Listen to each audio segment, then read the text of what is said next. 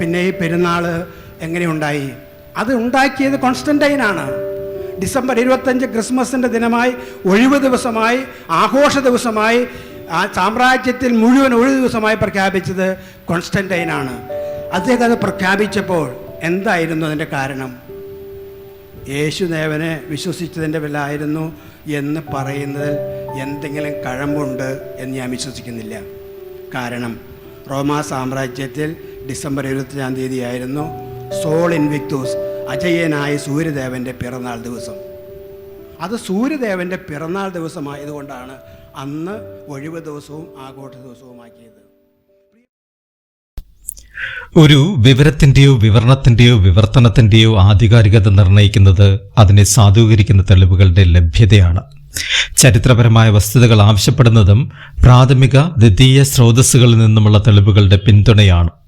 ഇവിടെ അത്തരത്തിൽ സാധൂകരിക്കുന്ന ചരിത്രപരമായ യാതൊരു തെളിവുകളും ഇല്ലാതിരുന്നിട്ടും AD 354 വരെ പുരാതന റോമിൽ ഇല്ലാതിരുന്ന ഡിസംബർ 25 ഒരു സൂര്യോത്സവം ക്രിസ്ത്യാനികൾ അതേപടി പകർത്തി എന്ന് പറയുന്നത് വസ്തുതാവിരുദ്ധമാണ്.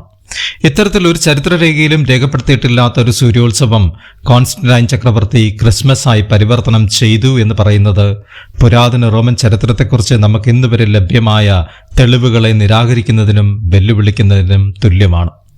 ഈ വാദഗതി അപ്പാടെ നിരാകരിക്കുന്നതിന് ഫാക്ട് ചെക്ക് മീഡിയ മുന്നോട്ട് വയ്ക്കുന്ന സുപ്രധാന ചോദ്യങ്ങളും കാരണങ്ങളും തെളിവുകളും ഈ പറയുന്നവയാണ്. 1. ഒറേലിയൻ ചക്രവർത്തി സ്ഥാപിച്ചതായി ഒരു പ്രാഥമിക രേഖയും മുൻനിർത്തി തെളിയിക്കാൻ കഴിയാത്ത ചരിത്രത്തിൽ ഒരിടത്തും ഒറേലിയന് മുൻപോ അതിനുശേഷമോ AD 354 വരെ ഒരു കലണ്ടറും സാക്ഷ്യപ്പെടുത്താത്ത ഡിസംബർ 25 ഒരു സാങ്കല്പിക സൂര്യോത്സവം എന്ത് മാജിക് ഉപയോഗിച്ചാണ് കോൺസ്റ്റന്റൈൻ ചക്രവർത്തി യേശുവിന്റെ ജന്മദിനാഘോഷമായി പരിവർത്തനപ്പെടുത്തിയത്? റോമിന്റെ ചരിത്രത്തിൽ കോൺസ്റ്റന്റൈന്റെ കാലത്ത് പോലും നിലവിലില്ലാതിരുന്ന ഡിസംബർ 25 ഒരു സൂര്യാഘോഷം യേശുക്രിസ്തുവിന്റെ ജന്മദിനമായി മാറ്റിയെന്ന് പറയുന്നത് ഏത് തെളിവിന്റെ അല്ലെങ്കിൽ എന്ത് യുക്തിയുടെ അടിസ്ഥാനത്തിലാണ്? 2.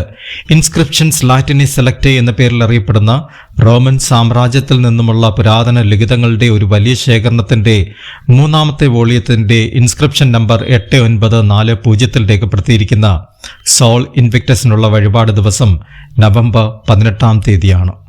AD 308 മുതൽ 324 വരെയുള്ള ചക്രവർത്തി ഭരണകാലത്തെ പ്രതിനിധീകരിക്കുന്ന ഈ ലിഖിതത്തിലോ മറ്റു ലിഖിതങ്ങളിലോ ഡിസംബർ 25 ഒരു സൂര്യപരാമർശം നമുക്ക് ദർശിക്കാനാവാത്തത് അത്തരത്തിൽ AD 324 പോലും ഡിസംബർ 25 സൂര്യനുമായി ബന്ധപ്പെടുത്തി ഏതെങ്കിലും തരത്തിലുള്ള ഒരു ആചാരം നിലവിലില്ലായിരുന്നുവെന്നതിന്റെ ഉത്തമ ദൃഷ്ടാന്തമാണ്. 3. ഒരു സൂര്യോത്സവത്തിന്റെ രേഖയായി നമുക്ക് പരിഗണിക്കാൻ പറ്റില്ലെങ്കിലും ഇൻവിക്ടസ് എന്ന നാമധേയത്തിൽ ആലേഖനം ചെയ്യപ്പെട്ടിട്ടുള്ള ഒരു രേഖ ഡിസംബർ 25 എന്ന തീയതിയിൽ കാണാൻ സാധിക്കുന്നത് 4-ാം നൂറ്റാണ്ടിലെ സിവിൽ കലണ്ടർ രേഖയായ ക്രോണോഗ്രാഫിയ 354 ഈ രേഖയിലാണ് ആദ്യമായി ഡിസംബർ 25 എന്ന തീയതിയിൽ ഒരു ആഘോഷത്തിന്റെ പരാമർശം റോമൻ കലണ്ടർ ചരിത്രത്തിൽ ആദ്യമായി നമുക്ക് കാണാനാവുന്നത്. പക്ഷേ ഈ രേഖയിൽ പുരാതന റോമിലെ സൂര്യദേവനെ വിളിച്ചിരുന്ന സോൾ എന്ന പദം നമുക്ക് ദർശിക്കാനാകില്ല. ഇതിൽ കുറിച്ചിരിക്കുന്ന ഇൻവിക്ടസ് എന്ന പദം സോളിനെ കുറിച്ചുള്ള ആണെന്നുള്ള ചില ചരിത്രകാരന്മാരുടെ നിഗമനം മാത്രമാണ് അത് സോൾ ഇൻവിക്ടസ് ആണെന്നുള്ള വാദത്തിന്റെ അടിസ്ഥാനം. ഇത് സോളിനെ കുറിച്ചാണെന്ന് നാം ധരിച്ചാൽ പോലും ഡിസംബർ 25 ഇത്തരത്തിലൊരു ആഘോഷം അതിനു മുൻപുള്ള നൂറ്റാണ്ടുകളിലോ കോൺസ്റ്റന്റൈൻ ചക്രവർത്തിയുടെ ഭരണകാലത്തോ ഉള്ള ഒരു രേഖകളിലും നമുക്ക് കാണാൻ സാധിക്കുകയില്ല. എന്നാൽ ഇതിൽ നിന്നും തീർത്തും വ്യത്യസ്തമാണ് ക്രിസ്മസിനെ കുറിച്ചുള്ള ആദ്യ റോമൻ ചരിത്രരേഖ. ഫൈലോക്കാലിയൻ രേഖ സാക്ഷ്യപ്പെടുത്തുന്ന ഡെപ്പോസിഷ്യോ മാർട്ടൈറും ഡെപ്പോസിഷ്യോ എപ്പിസ്കോപ്പോറും എന്ന 2 ചരിത്രരേഖകൾ AD 336 എന്ന വർഷം മുതൽ ഡിസംബർ 25 യേശുവിന്റെ ജന്മദിനമായി റോമിലെ സഭ ആചരിച്ചിരുന്നുവെന്ന് അസന്നിഗ്ധമായി തെളിയിക്കുന്നു. അതുകൊണ്ട് തന്നെ AD 336 ക്രിസ്ത്യാനികൾ അംഗീകരിച്ചിരുന്ന ഡിസംബർ 25 യേശുവിന്റെ ജന്മദിനം AD 354 എന്ന വർഷത്തിൽ മാത്രം സംശയകരമായ രീതിയിൽ രേഖപ്പെടുത്തിയിട്ടുള്ള ഇൻവിക്ടസ് എന്ന കുറിപ്പിനെ അടിസ്ഥാനപ്പെടുത്തി AD 337 അന്തരിച്ച കോൺസ്റ്റന്റൈൻ ചക്രവർത്തി സൃഷ്ടിച്ചതാണെന്നുള്ള അങ്ങേയറ്റം വിചിത്രവും അസംഭവവുമായ വാദം കേവല യുക്തിക്കും ചരിത്രപരമായ തെളിവുകൾക്കും ഏറെ അകലെയാണ്. തെളിവുകൾ ശരിക്കും സഞ്ചരിക്കുന്നത് ഈ അവകാശവാദത്തിന്റെ നേർ വിപരീത ദിശയിലാണ്. ക്രിസ്ത്യാനികൾ ആദ്യമായി ക്രിസ്മസ് ആഘോഷിച്ചതായി രേഖപ്പെടുത്തിയിരിക്കുന്ന AD 336 മുൻപ് പുരാതന റോമിൽ ഒരു സൂര്യോത്സവം നിലനിന്നിരുന്നു എന്ന് തെളിയിക്കാൻ പോന്ന ഒരു പ്രാഥമിക രേഖ പോലും ഇല്ല എന്നിരിക്കെ അങ്ങനെയുണ്ടായിരുന്നു എന്ന് വാദിക്കുന്നവരുടെ ചരിത്രശൂന്യത ഇവിടെ പ്രത്യേകം സ്മരിക്കേണ്ടതാണ്. 4. AD 354 റോമൻ സിവിൽ കലണ്ടർ സാക്ഷ്യപ്പെടുത്തുന്നത് AD 354 പോലും ഡിസംബർ 25 റോമിൽ ഒരു ക്രിസ്മസ് ആഘോഷമായോ അവധി ദിവസമായോ പ്രഖ്യാപിച്ചിട്ടില്ലായിരുന്നുവെന്നാണ്. കോൺസ്റ്റന്റൈൻ അങ്ങനെ ഒരു പ്രഖ്യാപനം നടത്തിയിരുന്നുവെങ്കിൽ ആ കലണ്ടറിൽ അത് ക്രിസ്തുവിന്റെ ജന്മദിനത്തോടനുബന്ധിച്ച അവധി ദിവസമായി രേഖപ്പെടുത്തിയിരിക്കുന്നത് നമുക്ക് കാണാൻ സാധിക്കുമായിരുന്നു. പകരം നഥാലിസ് ഇൻവിക്റ്റി എന്ന് രേഖപ്പെടുത്തിയിരിക്കുന്നത് കോൺസ്റ്റന്റൈൻ അത്തരത്തിൽ ഒരു ഉത്തരവും പുറപ്പെടുവിച്ചിട്ടില്ല എന്ന വസ്തുത ബലപ്പെടുത്തുന്നു. 5. AD 324 മുതൽ തന്റെ ഭരണ തലസ്ഥാനം റോമിൽ നിന്നും കോൺസ്റ്റാന്റിനോപ്പിളിലേക്ക് മാറ്റിയ കോൺസ്റ്റന്റൈൻ വളരെ അപൂർവമായി മാത്രമേ റോമിൽ വന്നിരുന്നുള്ളൂവെന്ന് അദ്ദേഹത്തെക്കുറിച്ചുള്ള ചരിത്രരേഖകൾ സൂചിപ്പിക്കുന്നു. ഫ്രഞ്ച് ചരിത്രകാരനും പൈസിന്ത്യൻ പഠനമേഖലയിലെ പണ്ഡിതനുമായ ഗിൽബർട്ട് ഡഗ്രോൺ അദ്ദേഹത്തിന്റെ birth of A capital Constantinople and it's institutions from 330 to 451 എന്ന ഗ്രന്ഥത്തിൽ രേഖപ്പെടുത്തിയിരിക്കുന്ന കാലഗണന പ്രകാരം 326 സെപ്റ്റംബർ അവസാനം റോമിൽ നിന്നും കോൺസ്റ്റാന്റിനോപ്പിളിലേക്ക് തിരിച്ച കോൺസ്റ്റന്റൈൻ ചക്രവർത്തി 336 ത്രിശതാബ്ദി ആഘോഷത്തിന് പോലും റോമിൽ തിരികെ വന്നില്ലെന്ന് അദ്ദേഹത്തെക്കുറിച്ച് ലഭ്യമായ വിവരങ്ങളുടെ കാലഗണന ക്രമപ്പെടുത്തി സാക്ഷ്യപ്പെടുത്തുന്നു. 336 യുസേബിയസ് അദ്ദേഹത്തെ കാണാനായി ചെന്നിരുന്നത് കോൺസ്റ്റാന്റിനോപ്പിളിലായിരുന്നുവെന്ന് അദ്ദേഹത്തിന്റെ എഴുത്തുകളുടെ പശ്ചാത്തലത്തിൽ സമർത്ഥിക്കുന്നു. AD 336 ശേഷം കോൺസ്റ്റന്റൈൻ റോമിലേക്ക് ഒരിക്കലും മടങ്ങിയിട്ടില്ലെന്ന് പ്രസ്താവിച്ചുകൊണ്ട് എൻസൈക്ലോപീഡിയ ബ്രിട്ടാനിക്കയും ഈ വസ്തുത സ്ഥിരീകരിക്കുന്നു. ഇത് ചരിത്ര വസ്തുതയായി നാം അംഗീകരിച്ചാൽ റോമ നഗരത്തിൽ AD 336 നടന്നതായി ഫൈലോക്കാലിയൻ രേഖ സാക്ഷ്യപ്പെടുത്തിയ ആദ്യത്തെ ക്രിസ്മസ് ആഘോഷത്തിന് റോമിൽ ഇല്ലാതിരുന്ന കോൺസ്റ്റന്റൈൻ പങ്കാളിയായിരുന്നില്ല എന്ന സത്യത്തെ വെളിപ്പെടുത്തുന്നു.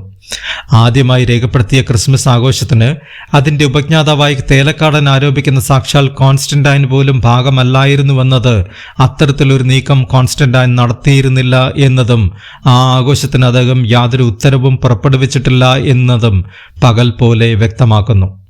6. കോൺസ്റ്റന്റൈൻ രൂപം കൊടുത്ത റോമ സാമ്രാജ്യത്തിലെ പുതിയ തലസ്ഥാനമായ കോൺസ്റ്റാന്റിനോപ്പിളിലെ ആദ്യ ക്രിസ്മസ് ആഘോഷം നടന്നത് 378 380 ഇടയ്ക്കാണെന്ന് ജോൺ ക്രിസോസ്റ്റം അദ്ദേഹത്തിന്റെ 389 ആന്റിയോക്ക് ക്രിസ്മസ് ഹോമിലിയിൽ സാക്ഷ്യപ്പെടുത്തുന്നു. ഇത് കോൺസ്റ്റന്റൈന്റെ കാലവുമായോ അദ്ദേഹം ഇറക്കിയതായി തേലക്കാടൻ പറയുന്ന ചരിത്രത്തിലില്ലാത്ത ഉത്തരവുമായോ യാതൊരു രീതിയിലും പൊരുത്തപ്പെടുന്നില്ല. AD 337 അന്തരിച്ച കോൺസ്റ്റന്റൈന്റെ കാലത്തിനും ഏകദേശം 42 വർഷങ്ങൾക്ക് ശേഷം മാത്രമാണ് അദ്ദേഹത്തിന്റെ സ്വന്തം തലസ്ഥാനമായ കോൺസ്റ്റാന്റിനോപ്പിളിലെ സഭ ആദ്യമായി ഡിസംബർ 25 ക്രിസ്മസ് ആഘോഷിച്ചത് എന്ന വിചിത്രമായ വസ്തുത കോൺസ്റ്റന്റൈൻ സൃഷ്ടിച്ചതാണ് ക്രിസ്മസ് എന്ന കപടവാദഗതിയുടെ മുനയൊടിക്കുന്ന സാക്ഷ്യപത്രമാണ്. 7. കോൺസ്റ്റന്റൈൻ ചക്രവർത്തിയെക്കുറിച്ച് ലഭ്യമായ പ്രാഥമിക സോഴ്സുകളിലൊന്നും റോമൻ സാമ്രാജ്യത്തിലൊന്നാകെ ഡിസംബർ 25 ഒഴിവു ദിവസമായും ആഘോഷ ദിവസമായും പ്രഖ്യാപിച്ചതിന്റെ യാതൊരുവിധ തെളിവുകളും നമുക്ക് കാണാൻ സാധിക്കുകയില്ല. AD 200 മുതൽ AD 534 വരെ ലഭ്യമായ ചക്രവർത്തിമാരുടെ കൽപ്പന ഫലകങ്ങളിലോ സാക്ഷ്യരേഖകളിലോ നാണയസാക്ഷ്യങ്ങളിലോ എഴുത്തുകളിലോ ഒന്നും തന്നെ ഇത്തരത്തിലുള്ളൊരു പ്രഖ്യാപനത്തിന്റെ തിരുശേഷിപ്പ് നമുക്ക് കാണാനാവുന്നില്ല. യുസേബിയസ് രചിച്ച കോൺസ്റ്റന്റൈന്റെ ജീവചരിത്രത്തിലും അത്തരത്തിലുള്ളൊരു പ്രഖ്യാപനത്തിന്റെ സൂചന പോലും നമുക്ക് ലഭ്യമല്ല. 8. ഈ വാദഗതിയുടെ അവസാന ആണിക്കല്ലുമൂരുന്ന ഏറ്റവും പ്രബലമായ ഒരു തെളിവാണ് ഇനി അവതരിപ്പിക്കാനുള്ളത്. പുരാതന റോമൻ ചരിത്രത്തിൽ ക്രിസ്മസ് ആദ്യമായി ഒരു സിവിൽ ഹോളിഡേ ആയി പ്രഖ്യാപിക്കപ്പെട്ടത് ജസ്റ്റിനിയൻ ചക്രവർത്തി AD 534 വിളംബരം ചെയ്ത ലീഗൽ കോഡിലൂടെയാണെന്ന് കോഡക്സ് തിയോഡോഷ്യസ് സാക്ഷ്യപ്പെടുത്തുന്നു. AD 337 അന്തരിച്ച കോൺസ്റ്റന്റൈനുമായി ഈ ഡിക്ലറേഷന് യാതൊരു ബന്ധവുമില്ല എന്ന് ഈ ചരിത്രരേഖ സ്ഥിരീകരിക്കുന്നു. ഈ ലീഗൽ ഉത്തരവ് പ്രഖ്യാപിക്കപ്പെട്ടത് AD 336 ആദ്യത്തെ ക്രിസ്മസ് സൂചനയുടെ ഏകദേശം 198 വർഷങ്ങൾക്ക് ശേഷവും കോൺസ്റ്റന്റൈന്റെ മരണത്തിന് 197 വർഷങ്ങൾക്ക് ശേഷവുമാണ്. അത്രയും വർഷങ്ങൾ റോമൻ സാമ്രാജ്യത്തിൽ ക്രിസ്മസ് സിവിൽ കലണ്ടർ പ്രകാരമുള്ള ഒരു അവധി ദിവസമോ ഔദ്യോഗികമായ ആഘോഷ ദിവസമോ ആയിരുന്നില്ല എന്ന യാഥാർത്ഥ്യം അടിവരച്ചുറപ്പിക്കുന്നതോടൊപ്പം അത്തരത്തിൽ റോമ സാമ്രാജ്യത്തിലുടനീളം ക്രിസ്മസ് ഒരു ആഘോഷ ദിവസമായും ഒഴിവു ദിവസവുമായും പ്രഖ്യാപിച്ചത് കോൺസ്റ്റന്റൈൻ ചക്രവർത്തിയാണെന്നുള്ള തേലക്കാടന്റെ തെറ്റായ അവകാശവാദത്തിന്റെ പൊള്ളത്തരം തുറന്നു കാട്ടുകയും ചെയ്യുന്നു. ഇനിയും ഒട്ടനവധി തെളിവുകൾ കോൺസ്റ്റന്റൈന് ക്രിസ്മസ് ആഘോഷമായോ പ്രഖ്യാപനവുമായോ യാതൊരു ബന്ധമില്ലായിരുന്നുവെന്ന് തെളിയിക്കാനായി നിരത്താൻ സാധിക്കുമെങ്കിലും ഇപ്പോൾ നൽകിയ തെളിവുകൾ തന്നെ ഈ വാദഗതിയെ പൊളിച്ചെഴുതാൻ അധികമെന്ന് കരുതുന്നതിനാൽ ഇവിടെ ചുരുക്കുന്നു. ഇവിടെ ക്രിസ്ത്യാനികൾ ക്രിസ്മസ് ആഘോഷിക്കുന്നതിന് മുൻപ് ഡിസംബർ 25 റോമിലെ അജയ്യനായ സൂര്യദേവന്റെ ജന്മദിനമായിരുന്നുവെന്നും അത് കോൺസ്റ്റന്റൈൻ യേശുവിന്റെ ജന്മദിനമായി പരിവർത്തനപ്പെടുത്തി റോമ സാമ്രാജ്യത്തിലുടനീളം ഒഴിവു ദിവസവും ആഘോഷ ദിവസവുമായി പ്രഖ്യാപിച്ചുവെന്ന വാദഗതിയെ സാധൂകരിക്കുന്ന ചരിത്രപരമായ യാതൊരു തെളിവുകളും ഇല്ലാതിരുന്നിട്ടും എന്നാൽ അതിനെ നിരാകരിക്കുന്ന ഒട്ടനവധി ചരിത്രരേഖകൾ ലഭ്യമായിരുന്നിട്ടും ചിലർ ബോധപൂർവം ഇത്തരം തെറ്റായ വിവരണങ്ങൾ പൊതുസമൂഹത്തിന് മുൻപിൽ നൽകാൻ ശ്രമിക്കുന്നത് അവരുടെ സ്വാർത്ഥ താല്പര്യങ്ങൾക്ക് വേണ്ടിയാണെന്ന് സംശയിക്കേണ്ടിയിരിക്കുന്നു. ഇപ്പം നമുക്കെല്ലാവർക്കും അറിയാം, ഡിസംബർ 25 ക്രിസ്മസ് ആയിട്ട് നമ്മളെല്ലാവരും ആഘോഷിക്കാറുണ്ട്. ഡിസംബർ 25 ക്രിസ്തു ജനിച്ച ദിനമാണ്. നിങ്ങൾ കാര്യം കരുതുന്നുണ്ടോ? ക്രിസ്തു ജനിച്ചതുമായിട്ട് അതിന് യാതൊരു ബന്ധവുമില്ല. ക്രിസ്തുവിൻ്റെ ജന്മവുമായി ഡിസംബർ 25 ഒരു ബന്ധവുമില്ല. ആരും ആ ദിവസമാണ് യേശു ജനിച്ചതെന്ന് ആരും പറഞ്ഞിട്ടുമില്ല. യേശു ജനിച്ച എന്താണെന്ന് കൃത്യമായ ആളുകൾ പറയുന്നുമില്ല.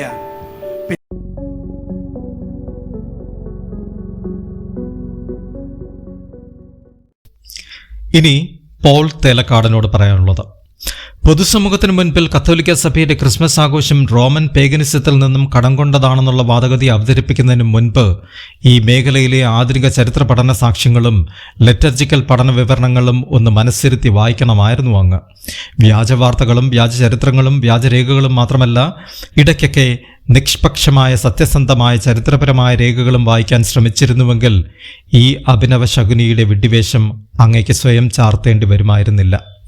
ചരിത്രപരമായ അറിവില്ലായ്മ നമുക്ക് മനസ്സിലാക്കാം. പക്ഷേ ആ അറിവില്ലായ്മയുടെ പരിണിത ഫലം സഭയെ പ്രതിക്കൂട്ടിലാക്കുന്ന വ്യാജ പ്രചരണത്തിലും രേഖകളിലും അധിഷ്ഠിതമായാൽ അത് ചോദ്യം ചെയ്യപ്പെടുക തന്നെ ചെയ്യും. റോമൻ ചരിത്രമോ അറിയില്ല, പക്ഷെ സഭാചരിത്രവും അറിയില്ല എന്ന് വന്നാൽ അത് വളരെ കഷ്ടമാണ്. വളരെ നീണ്ടു നിൽക്കുന്ന സെമിനറി ജീവിതത്തിലെ അസ്പാരൻറ്റേറ്റ്, നൊവിഷേറ്റ്, ഫിലോസഫേറ്റ്, പ്രാക്ടിക്കൽ ട്രെയിനിങ്, തിയോളഗേറ്റ്, ഒടുവിൽ ഡയക്കനൈറ്റ് വരെ നീണ്ടു നിൽക്കുന്ന ഫോർമേഷൻ കാലങ്ങളിലെവിടെയും അങ്ങ് ക്രിസ്മസിന്റെ ഉത്ഭവത്തെക്കുറിച്ചുള്ള സഭയുടെ പഠനരേഖകളും വീക്ഷണങ്ങളും ഒരിക്കൽ പോലും വായിച്ചിട്ടില്ല എന്നത് ഒരേ സമയം കൗതുകവും അങ്ങ് കടന്നുപോയ ഫോർമേഷൻ വഴികളെക്കുറിച്ച് ആശങ്കയും ഉളവാക്കുന്നു. ക്രിസ്തുവിന്റെ ജന്മവുമായി ബന്ധപ്പെട്ട കത്തോലിക്ക സഭ മുന്നോട്ട് വയ്ക്കുന്ന ചില ആദ്യകാല രേഖകൾ അങ്ങയുടെ അറിവിലേക്കായി ചുരുക്കി പരാമർശിക്കട്ടെ. 1. AD 125-നും 136-നും ഇടയ്ക്ക് റോമിലെ ബിഷപ്പായിരുന്ന ബിഷപ്പ് ടെലസ്ഫോറസ് യേശുവിന്റെ ജന്മം ആഘോഷിക്കാൻ നിർദ്ദേശിച്ചതായുള്ള ലിബർ പൊന്റിഫിക്കൽസിന്റെ സാക്ഷ്യപത്രം. 2. പോളികാർപ്പിന്റെ ശിഷ്യനായ ഐറേനിയൂസ് AD 180 രചിച്ച എഗെയിൻസ്റ്റ് ദ ഹെരസീസ് എന്ന കൃതിയിൽ മാർച്ച് 25 യേശുവിന് മറിയം ഗർഭം ധരിച്ചതായുള്ള സൂചന. 3. AD 196 മുൻപേയുള്ള ഗാവുൾസിന്റെ ഇടയിലെ ക്രിസ്മസ് ആഘോഷത്തെക്കുറിച്ച് പ്രതിപാദിക്കുന്ന തിയോഫിലിസിന്റെ ലേഖനം. 4. ഏകദേശം 136-200 കാലഘട്ടത്തിൽ രചിക്കപ്പെട്ട ക്ലെമന്റ് ഓഫ് അലക്സാൻഡ്രിയയുടെ സ്ട്രൊമാറ്റയിലെ യേശുവിന്റെ ജനന തീയതികളെക്കുറിച്ചുള്ള പരാമർശം. 5. 202-204 കാലയളവിൽ എഴുതപ്പെട്ട ഹിപ്പോലിറ്റസ് ഓഫ് റോമിന്റെ കമന്ററി ഓഫ് ഡാനിയലിൽ സൂചിപ്പിച്ചിരിക്കുന്ന ഡിസംബർ 25 എന്ന തീയതിയെക്കുറിച്ചുള്ള സൂചന. 6. ഹിപ്പോലിറ്റസ് ഓഫ് റോമിന്റെ 222 ക്യാനനും 235 ക്രോണിക്കൻ എന്നീ രചനകളിലും ഉള്ള ഡിസംബർ 25 എന്ന തീയതിയെക്കുറിച്ചുള്ള സ്പഷ്ടമായ പരാമർശങ്ങൾ. 7. 222 മുൻപേ എഴുതപ്പെട്ടതായി കരുതുന്ന ജൂലിയസ് ആഫ്രിക്കനസിന്റെ ക്രോണോഗ്രാഫിയെ എന്ന ഗ്രന്ഥത്തിലെ മാർച്ച് 25 മറിയത്തിന്റെ ഗർഭധാരണം നൽകുന്ന ഡിസംബർ 25 ജനനത്തിന്റെ സൂചനകൾ. 8. AD 250 നിന്നുള്ള ഡിഡാസ്കാലിയ അപ്പസ്തലോറും വെളിപ്പെടുത്തുന്ന എപ്പിഫാനി ആഘോഷങ്ങൾ. മേൽപ്പറഞ്ഞ രേഖകളിൽ Irenaeus, Clement of Alexandria, Hippolytus of Rome, Julius Africanus മുതലായ ആദ്യകാല സഭാ എഴുത്തുകാരുടെ നിഗമനങ്ങൾ ഒറേലിയന്റെ കാലത്തിനും മുൻപേയുള്ള യേശുവിന്റെ ജനനത്തെ ആസ്പദമാക്കി സഭയ്ക്കുള്ളിൽ നിലവിലുണ്ടായിരുന്ന ചിന്താധാരയുടെ നേർസാക്ഷ്യങ്ങളാണ്. ഇവയൊക്കെ അങ്ങേപ്പോലുള്ള സഭാവക്താക്കൾക്ക് അജ്ഞാതമെന്നത് ഏറെ ഖേദകരവും. ഒരു സാധാരണ വിശ്വാസിയായ സിബിൾ റോസ് എന്ന യുവതിക്ക് പോലും ഒറേലിയൻ സ്ഥാപിച്ചതായി തെറ്റിദ്ധരിക്കപ്പെട്ട ഒരു സൂര്യോത്സവത്തിന് മറുപടിയായി ഹിപ്പോളിറ്റിസ് എന്ന ആദ്യകാല സഭാ എഴുത്തുകാരനെ മുൻനിർത്തി സഭയെ പ്രതിരോധിക്കാൻ സാധിച്ചെങ്കിൽ അതിനേക്കാളും ആർജവത്തോടെ സഭാവിശ്വാസം പ്രതിരോധിക്കേണ്ട അങ്ങ് തെറ്റായ വീക്ഷണങ്ങളുടെ പുറകെ പോയി യൂദാസിന്റെ പരിവേഷം കെട്ടിയത് നിർഭാഗ്യകരമാണ്. യേശുക്രിസ്തു ഡിസംബർ 25 ജനിച്ചു എന്ന് ആരും പറഞ്ഞിട്ടില്ല എന്ന് അങ്ങ് ഉദ്ദേശിക്കുന്നത് പുതിയ നിയമ എഴുത്തുകാരെയും അതിലെ പരാമർശങ്ങളെയും കുറിച്ചാണെങ്കിൽ അതിനോട് ഫാക്ട് ചെക്ക് മീഡിയ പൂർണ്ണമായും യോജിക്കുന്നു. അങ്ങേപ്പോലുള്ളവർ സെമിനറിയിൽ പോയി പരിശീലനം നേടി പുരോഹിതരാകണമെന്നും ദിവസേന കുർബാന അർപ്പിക്കണമെന്നും പള്ളികൾ പണിഞ്ഞ് അതിൻ്റെ കാര്യസ്ഥന്മാരാകണമെന്നും വെളുത്ത കുപ്പായം ധരിക്കണമെന്നും കുമ്പസാരം കേൾക്കണമെന്നും വിവാഹം കഴിക്കാൻ പാടില്ല എന്നും അനുസരണം, ദാരിദ്ര്യം, ബ്രഹ്മചര്യം എന്നീ വ്രതങ്ങൾ പാലിക്കണമെന്നും എല്ലാം ബൈബിളിൽ അക്കമിട്ട് ഒന്നൊന്നായി നിരത്തി വച്ചിരിക്കുന്നതനുസരിച്ചാണല്ലോ അവയെല്ലാം അങ്ങ് വിശ്വസിക്കുകയും പാലിക്കുകയും ചെയ്യുന്നത്. ബൈബിളിൽ അങ്ങനെ രേഖപ്പെടുത്തുകയും പറയുകയും ചെയ്യുന്നത് കൊണ്ടാണല്ലോ അങ്ങേപ്പോലുള്ള പുരോഹിതന്മാർ ചേരി തിരിഞ്ഞടികൂടുന്നതും ചെളിവാരി എറിയുന്നതും വ്യാജരേഖകൾ ചമയ്ക്കുകയും ചെയ്യുന്നത്. കഷ്ടം! അങ്ങ് തെളിവുകൾ ഒന്നും ഇല്ലാതെ തന്നെ ക്രിസ്മസ് ആഘോഷത്തെ കോൺസ്റ്റന്റൈന് മുന്നിൽ നിർത്തി വിജാതീയമെന്ന് തീർപ്പ് കൽപ്പിച്ചത് കാണുമ്പോൾ ഫാക്ട് ചെക്ക് മീഡിയയ്ക്ക് തോന്നുന്ന ഒരു സ്വാഭാവികമായ സംശയം രേഖപ്പെടുത്തട്ടെ. നാളെ ക്രൈസ്തവ സഭയും അതിലെ ആചാരങ്ങളുമെല്ലാം കോൺസ്റ്റന്റൈൻ സൃഷ്ടിയാണെന്ന് ചില തിരുമണ്ടന്മാർ എഴുതി വച്ചിരിക്കുന്നതും കത്തോലിക്ക സഭയെ ആക്ഷേപിച്ചുകൊണ്ട് ഹിസ്ലോപ്പും കുഞ്ഞാടുകളും എഴുതി വച്ചിരിക്കുന്ന വ്യാജ ചരിത്രങ്ങളും വായിച്ച് അങ്ങ് യേശുക്രിസ്തുവിനെയും പൗരോഹിത്യത്തെയും വിശുദ്ധ കുർബാനയും തള്ളിപ്പറയാനായി പൊതുനിരത്തിൽ വീണ്ടും വരുമോ? അങ്ങനെ ഇനി വരാൻ സാധ്യതയുണ്ടെങ്കിൽ ഒരപേക്ഷ. അണിഞ്ഞിരിക്കുന്ന ആ വെളുത്ത കുപ്പായം കൂടി കോൺസ്റ്റന്റൈൻ സോൾ ഇൻവിക്ടസ് പുരോഹിതർക്ക് നിർദ്ദേശിച്ചതാണെന്നുള്ള വിശ്വാസത്തിൽ അഴിച്ചുമാറ്റി മാതൃക കാട്ടുക. അപ്പോൾ അങ്ങയുടെ വാക്കുകൾക്ക് ഒരു മാന്യത കൈവരും, അങ്ങയുടെ പ്രവർത്തികൾക്ക് ഒരു വിശ്വാസ്യതയും. നന്ദി, നമസ്കാരം.